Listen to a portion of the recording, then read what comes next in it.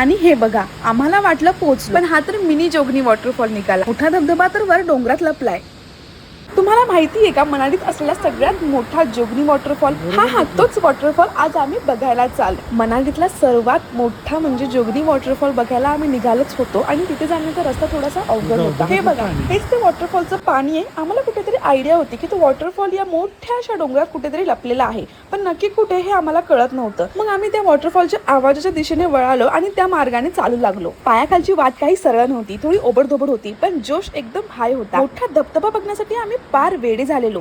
या पायऱ्या चढताना कित्येकदा मनात आलं की उतरूया का परत खाली, वरती नको जायला, काय माहित वॉटरफॉल असेल की नसेल, हा रस्ता किती अवघड आहे. पण अचानक तो मनातून आवाज आला, आता नाही तर कधीच नाही, चल चल लवकर तो वॉटरफॉल बघायचा. हा बघा, वरतून नजारा तर एवढा भारी वाटत होता, पण तितकीच मनात भीती होती की बापरे किती उंचावर चाललोय आपण. आणि हे बघा, आम्हाला वाटलं पोहोचलो, पण हा तर मिनी जोगनी वॉटरफॉल निघाला. मोठा धबधबा तर वर डोंगरात लपलाय. तो पाहायचा असेल तर ते मी सांगेन तुम्हाला नेक्स्ट व्हिडिओ मध्ये. Thank you for watching.